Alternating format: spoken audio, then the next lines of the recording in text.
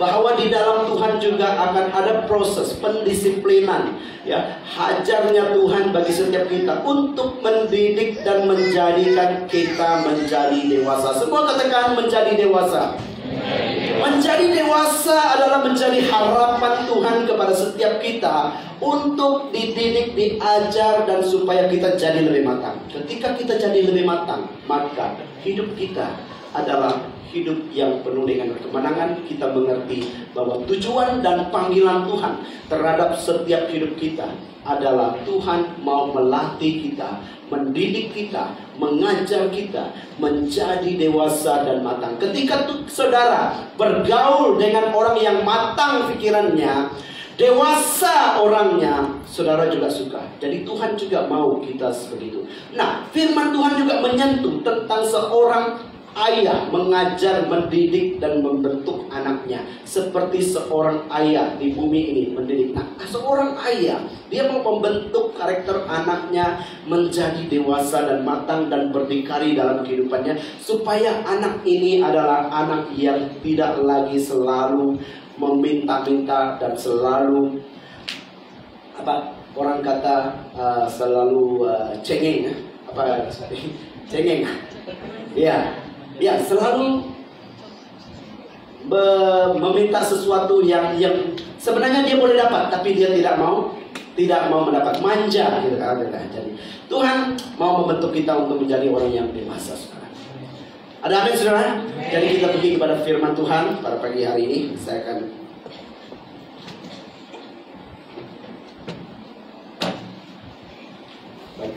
mana slide? Oke. Tentang proses pengajaran dan didikan ini adalah melalui kasih. Walaupun Tuhan itu mau mengajar kita, tetapi dia penuh kasih. Nah, kalau saudara pergi kepada perjanjian lama, cara Tuhan mengajar di perjanjian lama, saudara tidak akan dapat disiplin-disiplin yang sama seperti apa yang terjadi pada kita pada hari ini. Semua disiplinnya mengajar tentang semuanya akan habis. Contoh, saya bagi contoh. Waktu umat Israel, mereka berada di padang gurun. Nah, di padang gurun Tuhan sudah siapkan. Soal makan mereka tidak perlu cari. Soal lampu elektrik, tenaga yang beroperasi selama 24 jam. Waktu siang Tuhan bagikan mereka awan menutupi semua panas. Jadi mereka masih berteduh. Waktu malam Tuhan menyediakan candy 24 jam. Tak ada bayar bil, tak ada bayar apa-apa. Hanya siapkan mereka tiang api, ya, beroperasi 24 jam. Soal apa mereka mau? Tapi mereka masih bising lagi. Kami mau balik ke Mesir. Kami mau balik ke Mesir. Ke Mesir kami makan ini. Tuhan bagi mereka makan burung puyuh. Apa lagi mau? Daging Tuhan bagi. Setiap hari mereka hanya kutip di atas kemah mereka, ya, makanan yang sudah tersedia. Tapi masih lagi minta. Las-las Tuhan buat apa? Untuk ajar bangsa ini, bangsa yang tegar tengkuk ini, Tuhan panggil itu ular telung. Gigit mereka yang bising-bising. Kalau ular telung gigit, matilah sekarang. Maka sebenarnya tidak ada ular telung di padang gurun. Tetapi oleh karena mulut mereka ini, ya, oleh karena mulut mereka terlalu bising, maka Tuhan suruh Musa, ambil satu tiang kayu, ya, pacak satu tiang kayu dan letak tembaga ular di atas tiang kayu itu. Jadi ketika siapa yang digigit ular dan mereka melihat kepada tiang kayu yang ada tembaga ular, maka mereka akan selamat. Tapi mereka yang tidak melihat kepada tiang kayu ini, ular tembaga ini, mereka akan mati. Jadi mereka yang dipatuk ular atau digigit ular telung ini, mereka melihat kepada tiang kayu yang dibuat oleh Musa dan letak ular tembaga di sana. Mereka melihat, maka mereka akan hidup. Maksudnya saudara, ini adalah satu gambaran Yesus. Keselamatan itu datang daripada Yesus. Jadi tiang kayu yang dibuat oleh Musa, ada ular tembaga di sana. Ular tembaga itu menggambarkan penghukuman, ya, penghukuman yang dilakukan kepada Yesus. Jadi setiap mereka yang memandang kepada tiang itu akan selamat. Jadi setiap mereka yang tidak pandang kepada tiang kayu itu tidak akan selamat. Kenapa? Mereka tidak mau melihat kepada keselamatan itu. Jadi itulah cara Tuhan mengajar. Tetapi di dalam kita, jangan kita pikir, kalau Tuhan boleh suruh ular patuk umat Israel di padang gurun, jangan-jangan penghukuman yang sama datang kepada saudara dan saya sudah hidup dalam dunia kasih karunia.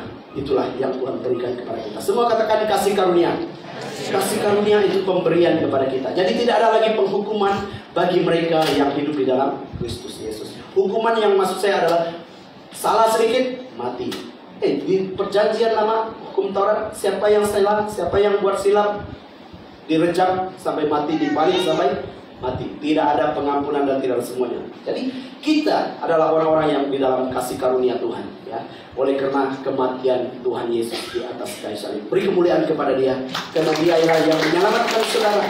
Ya, Dia memberi keselamatan. Kasih dan ajaran. Ajaran Tuhan bukanlah perasaan marah dan benci dan itu kepada kita, tetapi Tuhan sayang kita seperti seorang bapa, ya. Tindakan disiplin membawa kepada kedewasaan untuk kita menjadi lebih matang dalam hidup ini. Ajarannya seperti masalah, penderitaan, kesesakan, kesusahan, kesulitan, apapun yang kita lalui. Ini semuanya adalah proses-proses yang perlu kita lalui dalam kehidupan kita. Kalau ada yang berkata, saya tidak mau melalui semua proses ini, Anda tidak perlu ada dalam dunia ini. Karena dunia ini perlu hadapi proses. Ada amin? Ya saudara, kita hidup ini harus siap menerima cabaran dalam hidup ini. Jangan berkata, kenapa saya harus ada di dunia ini. Tuhan, Kau izinkan Tuhan ada di dunia ini sementara saja. Akan kita balik juga nanti. Kenapa Engkau mau mempertanyakan kenapa saya harus ada di dunia ini? Kita ada di dunia ini hanya melalui proses dan disiplinnya Tuhan. Dan kita juga akan balik bersama ke rumah Bapa di surga. Jadi jangan persoalkan kenapa saya harus ada. Persoalkan dalam hidup kita, apa yang harus saya berita baik untuk Tuhan, supaya Tuhan. Nah, seperti cuaca buruk, bencana alam dan puting beliung, ini semua kita gempa bumi, dan kita dengar lagi akan ada Malaysia melalui gempa bumi. Oh ya, banyak orang yang mau berdoa. Mari kita berdoa supaya tidak ada gempa bumi. Bagi saya, kita tidak perlu berdoa jangan ada gempa bumi. Kita doakan, kuatkan kami Tuhan menghadapi keadaan ini. Karena kita tidak mungkin berdoa. Kalau kita berdoa supaya tidak ada gempa bumi, kita melanggar itu firman. Sebab firman Tuhan katakan, di akhir-akhir zaman ini akan ada gempa bumi. Apakah kita untuk meniadakan gempa bumi? Tidak. Kita harus menjadi kuat, kita harus menjadi matang untuk kita melalui semuanya ini. Gempa bumi pasti ada, bencana alam pasti ada, banjir pasti ada, kilat pasti ada, tsunami pasti ada. Tetapi bagaimana kita melaluinya? Inilah yang perlu kita belajar pada hari ini, saudara. Ya. Mari kita baca, kita menjadi dewasa untuk, mari kita baca bersama-sama di dalam Ibrani 12:5 ayat 6. Ya. Saudara, mari baca bersama-sama. 1, 2, 3. Dan sudah lupakah kamu akan nasihat berbicara kepada kamu seperti kepada anak-anak? Hai anakku, janganlah anggap enteng didikan Tuhan, dan janganlah putus asa apabila engkau diperingatkannya. Karena Tuhan mengajar orang yang dikasihinya, dan Ia menyesah orang yang diakuinya sebagai anak. Jika kamu harus menanggung ganjaran, Allah memperlakukan kamu seperti anak. Di manakah terdapat anak yang tidak diajar oleh ayahnya? Tetapi jikalau kamu bebas dari ganjaran yang harus diderita setiap orang, maka kamu bukanlah anak, tetapi anak-anak gampang. Selanjutnya, dari ayah kita yang sebenarnya kita beroleh ganjaran, dan mereka kita hormat. Kalau demikian, bukankah kita harus lebih taat kepada Bapa segala roh, supaya kita boleh hidup? Sebab mereka mendidik kita dalam waktu yang pendek sesuai dengan apa yang mereka anggap baik. Tetapi Dia menghajar kita untuk kebaikan kita, supaya kita beroleh bagian dalam kekudusannya. Memang tiap-tiap ganjaran pada waktu ia diberikan tidak mendatangkan sukacita, tetapi duka cita. Tetapi kemudian ia menghasilkan buah kebenaran yang memberikan damai kepada mereka yang dilatih olehnya. Saudara, kita telah membaca firman Tuhan ini, dan setiap ganjaran yang diberikan, ya, setiap apa yang kita lalui dalam hidup ini, semuanya adalah untuk memproses, mendisiplinkan kita di dalam kebenaran firman Tuhan.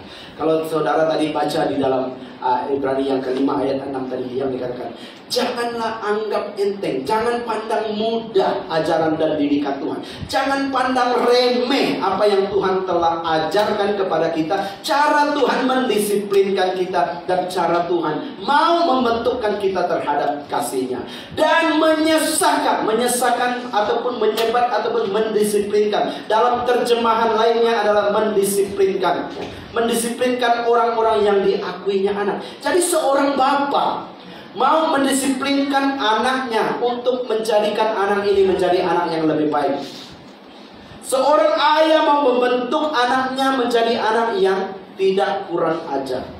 Jadi ada didikan, ada ajaran yang diberikan kepada anak. Nah, demikian juga Bapa, Bapa segala roh, yaitu Tuhan, mau mengajar kita di dalam hidup kita, untuk kita ini, supaya jangan kita terjebak kepada hal-hal dunia ini, sehingga dunia itu yang mempengaruhi kehidupan kita, dan kita tidak tahu mana disiplinnya Tuhan, mana prosesnya yang perlu kita lalui.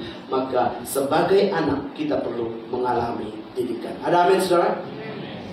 Kita harus dididik. Setiap orang tua mau melihat anaknya dididik, diajar dalam bentuk disiplin yang membanggakan dan mencukupkan, supaya dia, anaknya, punya karakter yang baik, tahu menghormati orang, tahu mempunyai karakter hidup yang baik, saudara. Jadi kita tidak mau anak yang kurang ajar. Jadi Tuhan juga mau kita sebagai umat penyembah kepada Tuhan, jangan juga kita jadi kurang ajar.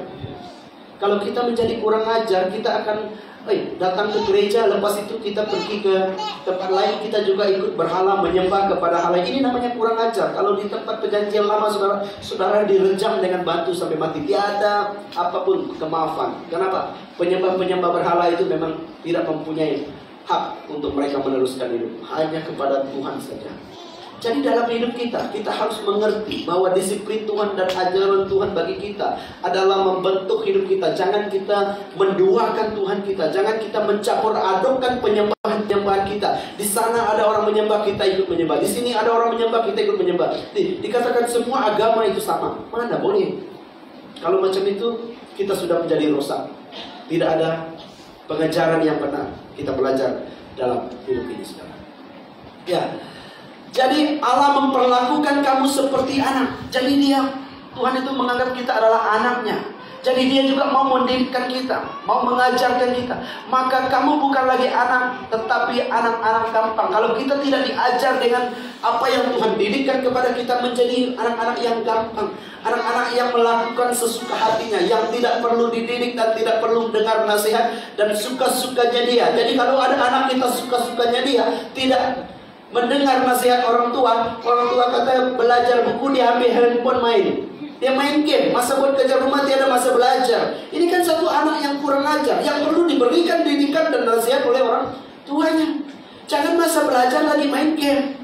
Jangan masuk kelas pun masih terbawa itu handphone. Jadi kita perlu berikan didikan dan ajaran. Sama, Tuhan mau mengajar kita. Di dalam pujian dan penyembahan kita bukan hanya nikmati hadirat Tuhan, nikmati kebaikan, nikmati apa yang Tuhan. Kita juga perlu belajar bagaimana kita berhadapan dengan proses-proses dan disiplin ini, supaya kita belajar bagaimana menghadapi semuanya itu. Maka di dalam camp saya belajar interaksi sosial dan ada konflik sosial. Kalau ada interaksi sosial, maksudnya ianya menggabungkan bagaimana satu cara untuk menggabung, membawa sesuatu perhubungan yang baik, menyatukan, dan bagaimana berkomunikasi dengan orang yang jauh dan akan semakin dekat. Tetapi bagaimana dengan konflik sosial? Lawannya lapar, lawannya kenyang. Jadi untuk harus belajar daripada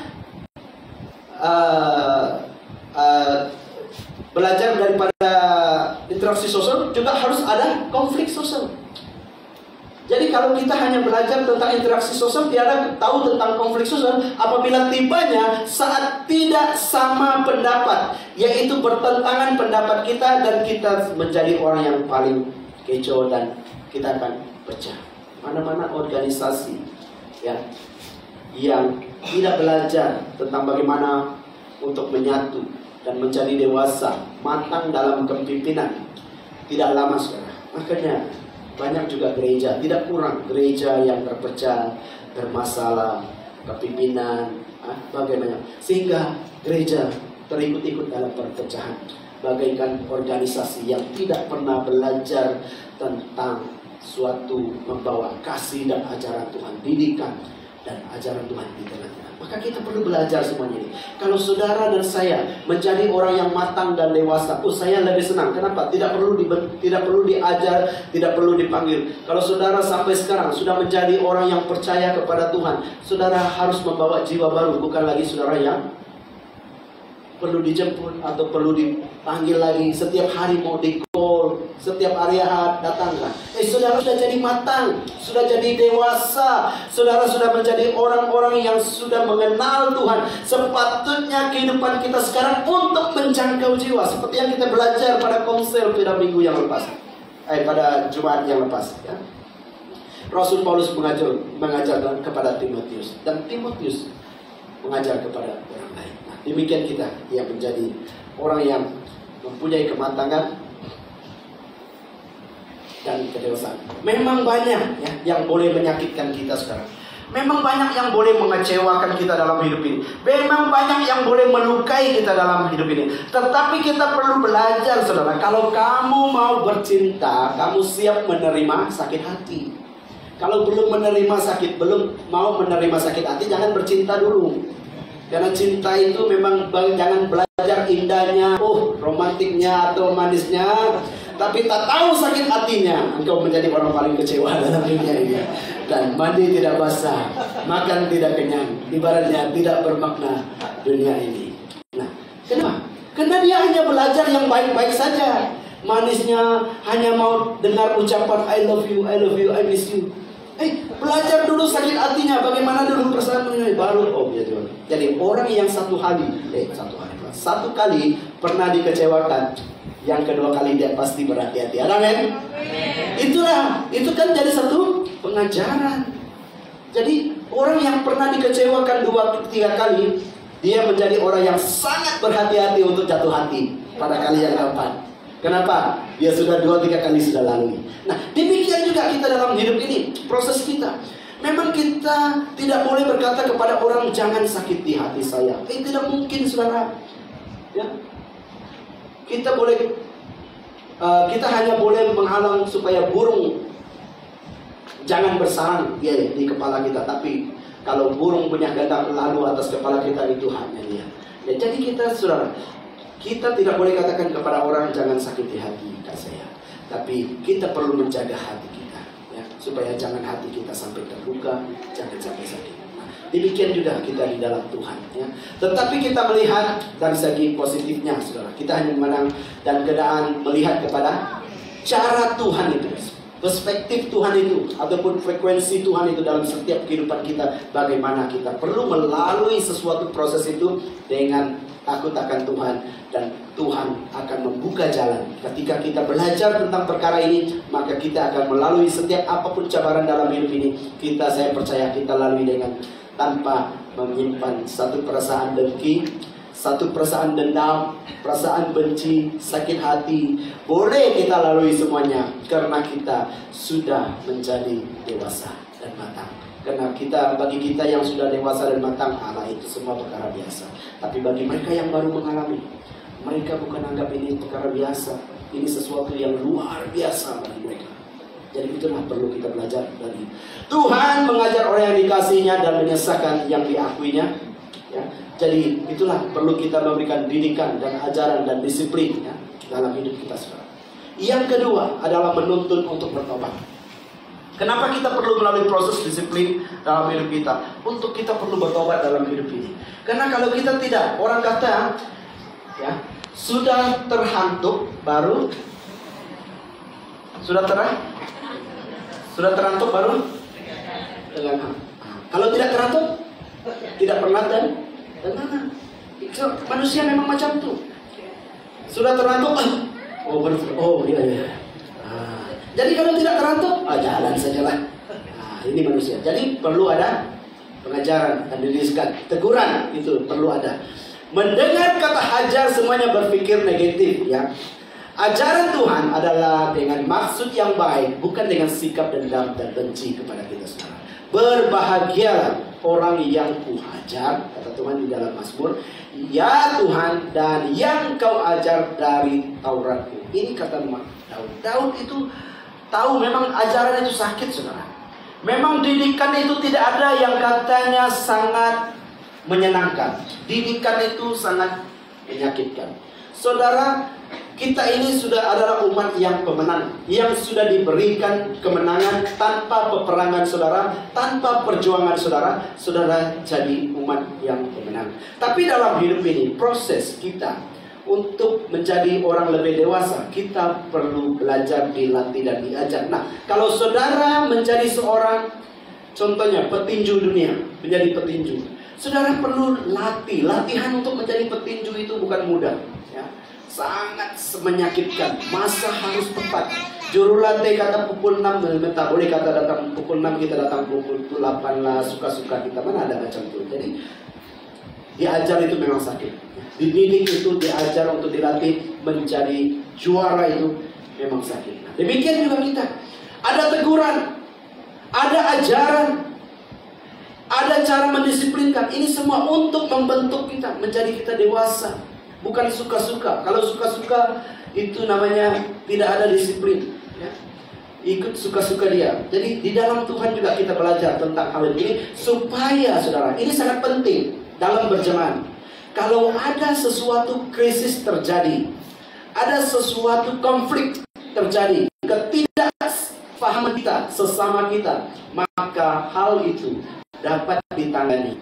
Oleh karena kita sudah di dalam minda kita sudah ada mendengar tentang konflik, tentang krisis, tentang berbagai masalah. Jadi kita dapat tangani semuanya tanpa melibatkan orang kedua dan ketiga dalam hidup kita. Karena kita sudah berpandangan positif, kita terima positif. Orang berlaku tidak adil kepada kita, tapi kita boleh terima. Orang bercakap sesuatu yang tidak baik tentang kita, tapi masih kita terima. Kita tidak perlu membalas. Maksudnya apa? Inilah kematangan, inilah kedewasaan, inilah yang kita belajar. Jadi memang sakit benar-benar. Kalau kita tidak mengampuni orang, memang sakit. Kalau kita tidak mengampuni orang, memang menjadi satu dendam. Tetapi jika kita mengampuni dan tidak mengambil kisah tentang apapun, tentang orang lain, tentang kita, maka kita tidak ada masalah dalam setiap apa yang kita lalui. Kalau kita menerima hukuman Tuhan dan dirikan, supaya kita tidak akan dihukum bersama-sama dengan dunia ini.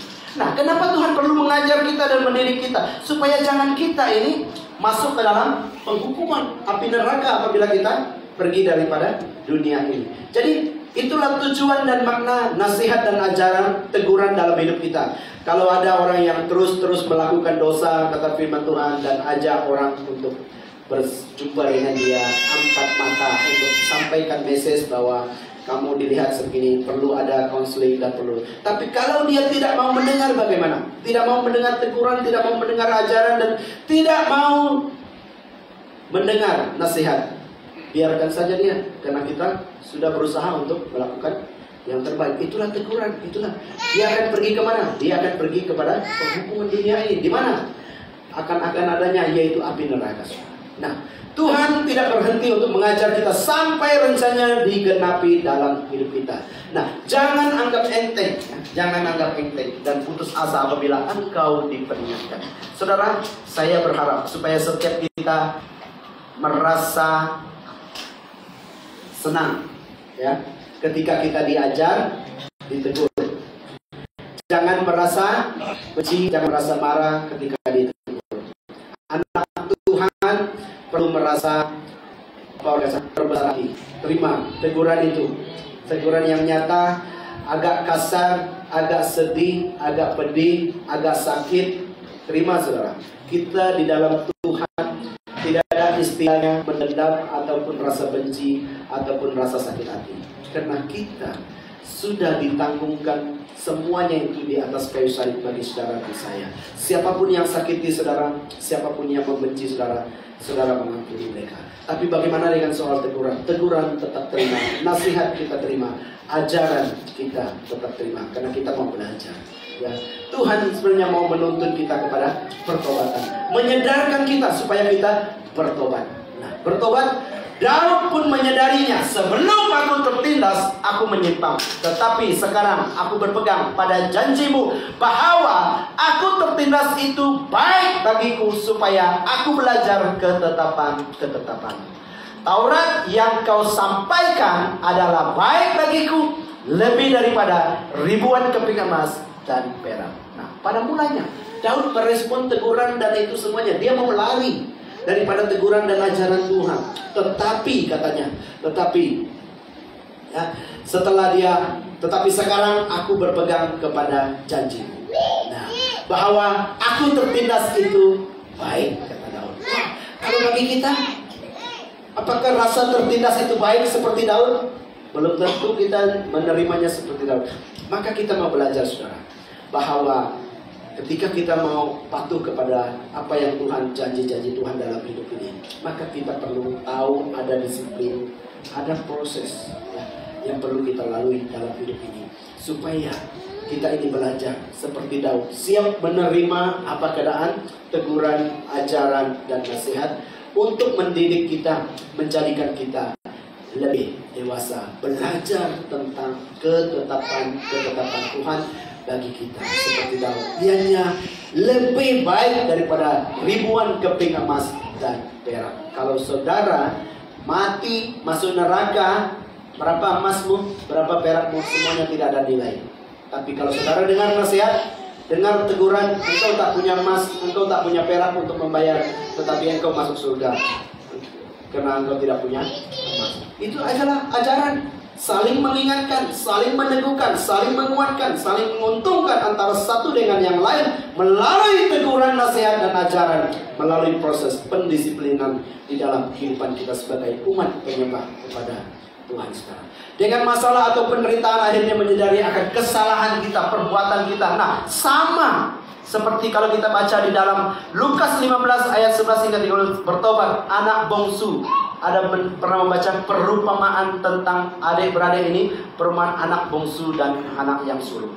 Anak bungsu ketika dapat harta daripada bapak dia pergi melancong dulu ke luar negara, dia habiskan duitnya, melancong dengan sesuka hati, dia enjoy. Tapi pada masanya habis duit, dia menjadi bekerja kepada seorang menjaga babi, dan setiap sampai sisa-sisa babi makan, tak habis makan, dia kena makan karena dia lapar. Jadi dia bertobat, berbalik kepada ayahnya.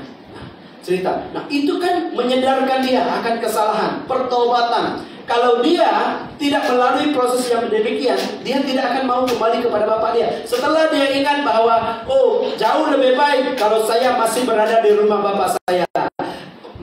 Sekalipun tidak ada makanan, tetap ada juga yang boleh dimakan. Tetapi kalau saya menjadi pekerja kepada toke babi ini, saya terpaksa makan sisa babi. Karena apa? Tunggu habis bulan baru dibayar gaji. Kalau baru tengah bulan gaji tidak dibayar, mau beli macam mana makanan, terpaksa makan makanan babi. Dari situ menyadarkan dia akan balik kepada ayahnya. Nah, itu namanya pertobatan. Pertobatan dalam bahasa Yunani-nya metanoia. Metanoia maksudnya perubahan itu melalui pikiran kita. Perubahan melalui pikiran. Kalau kita sudah berpikir, anak ini sudah berpikir, kalau saya ada di rumah bapak saya tidak perlu masak, saya tidak perlu bekerja. Kadang-kadang anak makan. Jadi dia ingat kembali, bagus saya balik kepada bapak saya. Jadi dia balik kepada bapaknya. Pertobatan mulai daripada pikiran.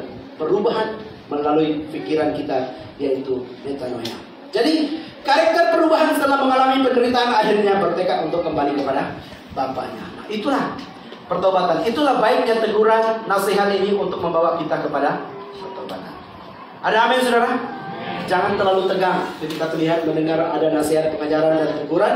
Kemungkinan menyentuh setiap pribadi kita dalam soal hati, perasaan, dan tidak nyaman. Tenang, saudara, tenang. Ya. Karena nasihat, ajaran, dan teguran itu baik untuk kita semua. Ada amin? Ada amin, saudara? Amin. Katakan, lambaikan tangan saudara. Amin. Baru kita menerima teguran dan ajaran. Oke, yang ketiga saudara, disiplin Tuhan itu mendewasakan kita. Semua katakan disiplin Tuhan. Jadi jangan hanya tahu bahwa kami ini adalah orang yang melayani, tidak ada disiplin. Dengar baik saudara, dalam Tuhan ada disiplin. Maka kita perlu belajar. Hai anakku, janganlah engkau menolak didikan Tuhan, dan janganlah engkau bosan akan peringatannya. Amsal 3 ayat 1. Apa dikatakan? Jangan menolak didikan Tuhan, dan jangan lagi apa? Bosan dengan apa? Peringatan. Jadi kalau orang selalu memberi didikan, mau selalu mendidik kita, jangan bosan saudara, jangan bosan, tetap diperingatkan selalu. Memperingati itu baik bagi setiap kita, mengajar itu baik bagi setiap kita. Itulah tujuannya. Firman Tuhan bagi kita, memproses untuk kita menjadi dewasa, mau mengalami pertumbuhan rohani. Jangan selamanya kita ini dikatakan orang-orang yang sudah tidak pernah bertumbuh. Selagi kita 20 tahun sudah mengenal Yesus, tapi masih hal yang sama. Sedikit-sedikit disenggol, sedikit marah, dipotong sedikit keretanya, woi, tak nanti orang, bapak punya jalan. Saudara, nampak lampu merah, woi, ini saya punya bapak punya jalan terus. Sini kita ada, ini, saudara Julian, ini polis tahu, jangan kau pergi jalan-jalan langgar. Ibu Nomi pernah sekali. Dia langgar lampu merah, dia tak tahu ada ketroka di bawah, di belakang. Sekali dia kena saman, saya tak mau bayar saman. Kenapa? Saya mau mengajar dia, jangan jadi kurang ajar loh kita di jalan. Jangan menjadi, itu mendidik. Kalau saya yang bayar, ini saman kamu langgar, saya bayar. Lain kali kamu akan langgar lagi, betul tak? Kalau kamu yang bayar, baru mau tahu, rupanya saja mau bayar saman 300 ya. Nah, ini ajaran saudara. Ini teguran bagi kita. Jadi teguran itu bagus, teguran itu baik. Kalau saudara langgar sesuka hati, saya yang bayar, saya yang bayar. Kamu harus suka-suka langgar. Jadi biar dia bayar sendiri, cari duit sendiri. Bagaimana nak settle? Baru kita tahu. Rupanya tidak boleh langgar. Jadi begitu. Jadi kita ada satu anggota hari ini ya. Julian, angkat tangan, nanti orang mereka tidak kenal kamu.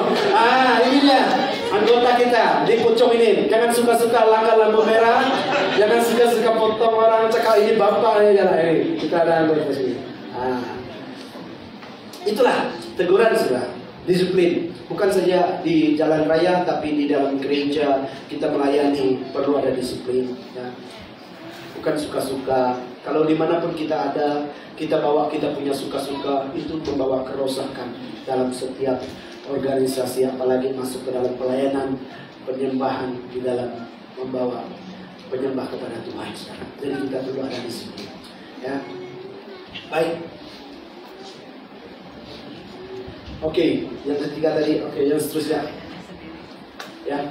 Sampai kita semua telah mencapai kesatuan iman dan pengetahuan yang benar tentang anak Allah, kedewasaan penuh dan tingkat pertumbuhan yang sesuai dengan kepenuhan Kristus.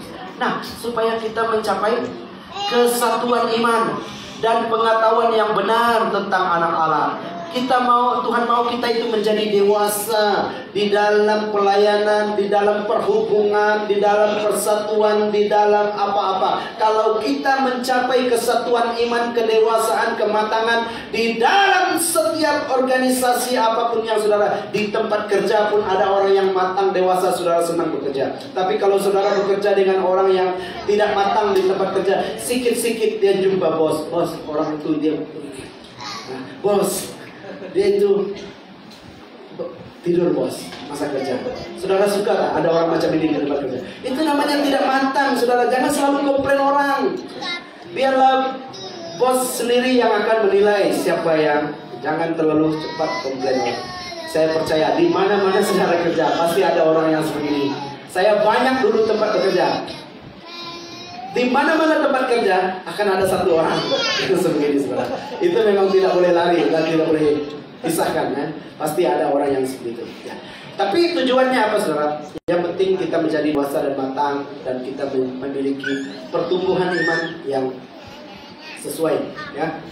Karena ia tahu bahwa jalan hidupku, aku akan timbul seperti emas, kata Ayub. Nah, Ayub saudara, pada zaman Ayub ya, Ayub dicobai ya, dicobai dan diuji dengan begitu berat saudara.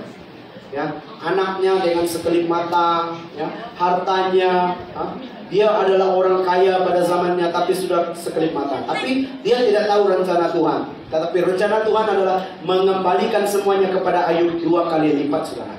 Maka Ayub berkata, karena ia tahu jalan hidupku, aku akan timbul seperti emas. Jadi Ayub boleh melalui setiap proses-proses ujian dan apa yang dia lalui dalam pada masa itu, sehingga dia berkata bahwa aku akan timbul seperti emas, karena dia diberkati oleh Tuhan 2 kali lipat. Nah, Ayub berkata pada zaman dia tidak ada pengantara. Pada masa itu tidak ada pengantara, tidak ada pembela. Tapi saudara dan saya ada pembela. Ibrani 9 ayat 15 berkata demikian. Karena itu ia adalah pengantara dari suatu perjanjian yang baru, supaya mereka yang telah dipanggil dapat menerima bagian kekal yang dijanjikan. Sebab ia telah mati untuk menebus pelanggaran-pelanggaran yang telah dilakukan selama perjanjian itu yang pertama. Jadi pada zaman Ayub ini mereka tidak ada pengantara, tidak ada pembela mereka. Tapi pada zaman sekarang kita ada pembela.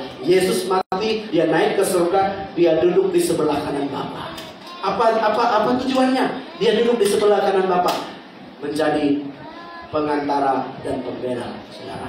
Jika ada iblis datang, itu Pastor Zek, saya tengok dia macam tidak. Yesus berkata kepada iblis, saya sudah tebuslah dia, Pastor Zek, sudah semua dosanya sudah tidak ada. Jadi iblis tidak berkuasa. Datang lagi iblis, tengok Pastor Denny ya, dia ada membuat hal tidak layak dia itu jadi pastor, tidak layak dia itu jadi pastor. Tapi Tuhan Yesus di sebelah kanan Bapa, saya sudah tebus dosanya. Dulu memang dia seorang yang pencuri, dulu dia seorang berzina dan dulu, tapi sekarang dia sudah bertobat. Saya sudah tebus hidupnya. Iblis gagal. Itulah namanya pengantara, pembela. Pembela itu yang membela hidup saudara. Saudara tahu pegombela? Pegombela itu membela siapa? Kamu bersalah atau tidak bersalah untuk masuk ke mahkamah, kamu harus ada satu peguam bela kamu. Jadi Yesus itu adalah menjadi peguam bela kita di hadapan iblis. Sekalipun iblis mau menghancurkan hidup kita, selalu mau membangkitkan hal-hal latar belakang kita, hal-hal yang sudah berlalu. Tuhan kata, saya sudah tebus semua mereka ini. Jadi iblis gagal dalam perencanaannya. Saudara dan saya sudah mempunyai kemenangan. Ada amin? Beri kemuliaan kepada Tuhan kita. Haleluya. Dia adalah Tuhan yang dahsyat. Pembela saudara dan pembela saya adalah Tuhan yang ajaib. Dalam 1 Korintus 11, setiap kamu harus percaya, ya, supaya nanti siapa di antaramu yang tahan uji. Nah, kalau saudara Rasul Paulus di dalam pelayanan yang saya sudah lihat ya, tentang Paulus dan Barnabas, perselisihan di dalam pelayanan. Tetapi setelah itu baru mereka tahu siapa yang tahan diuji. Sama-sama tahan diuji dan sama-sama melayani pelayanan. Nah, saudara, dalam pelayanan jangan saudara hanya tengok, syoknya main musik, syoknya worship, syoknya main gitar, syoknya. Saudara tidak tahu cabaran-cabaran. Kalau saudara belajar hari ini, apapun terjadi, konflik apapun yang boleh menyebabkan antara satu dengan yang lain ya, terjadi, saudara jadi orang yang matang, itu tidak menjadi masalah. Kamu tidak meninggalkan pelayanan karena tidak puas hati, karena sakit hati, karena rasa tidak dihargai, lalu saudara meninggalkan pelayanan. Kita ini memang ada untuk tahan uji, kata firman Tuhan.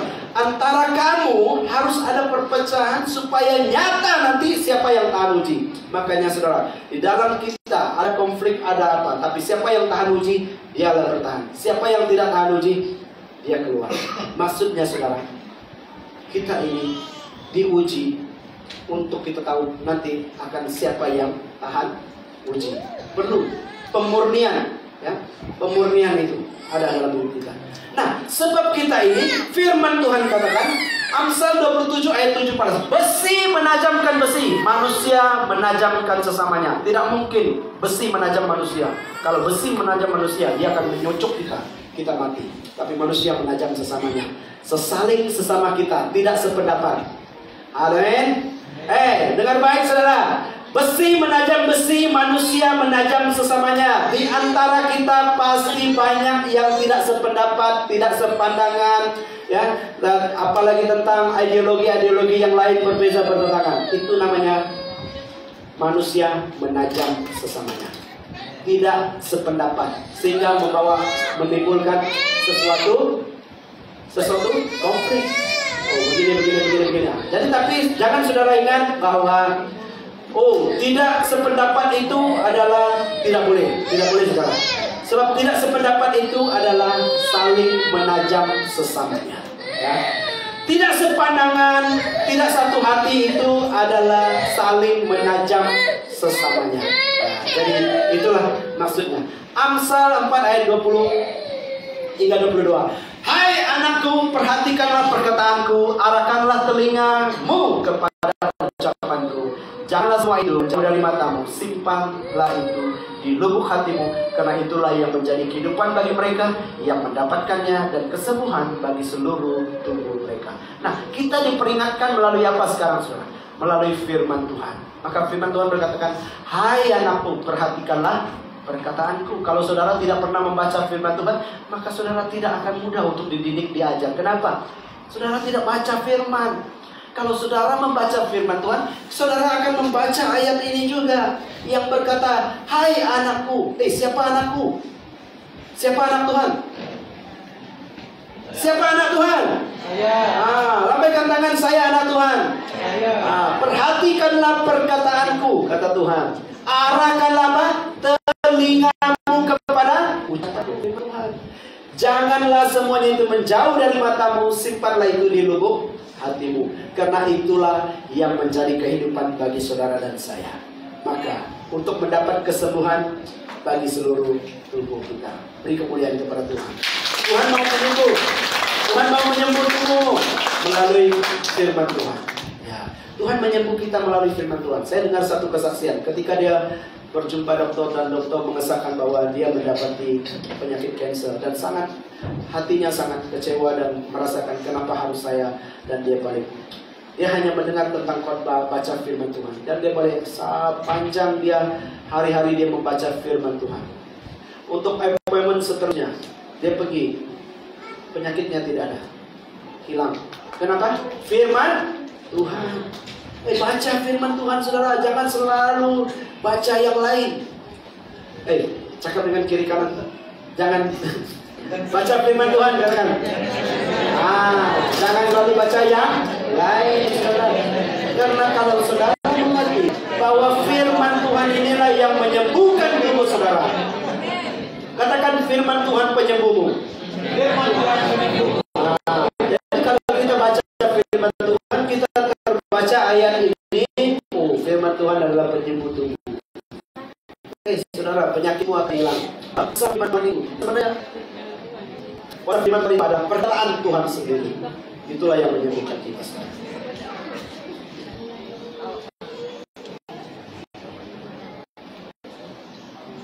Baik, yang terakhir. Semua katakan yang terakhir.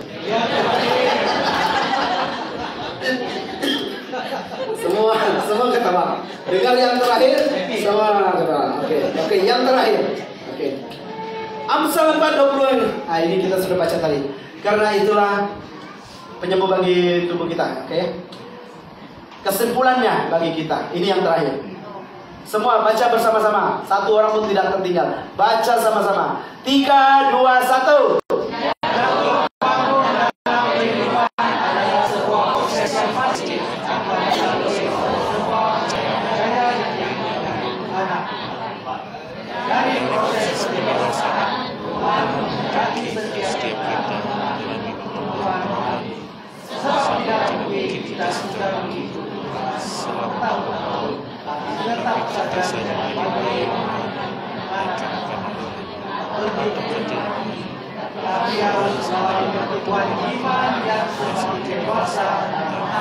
Amin. percaya setiap jemaat Grace Church Pucung menjadi dewasa dan matang. Jangan bertahun-tahun jadi jemaat, tapi menjadi jemaat yang rohaninya kanak-kanak, yang bayi ataupun yang kerdil, ya, yang tidak bertumbuh. Dan dulu sekarangnya dia tetap sama saja. Tersinggung sedikit balik, tersinggung sedikit keluar, tersinggung sedikit. Sampai bila saudara? Tersinggung itu, kalau saudara paham apa yang saya baca tadi, tersinggung itu adalah satu proses. Semua katakan proses.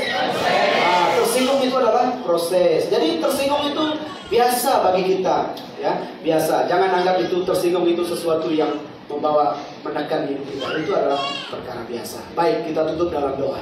Bapa kami di surga, kami mengucap syukur buat pagi hari ini.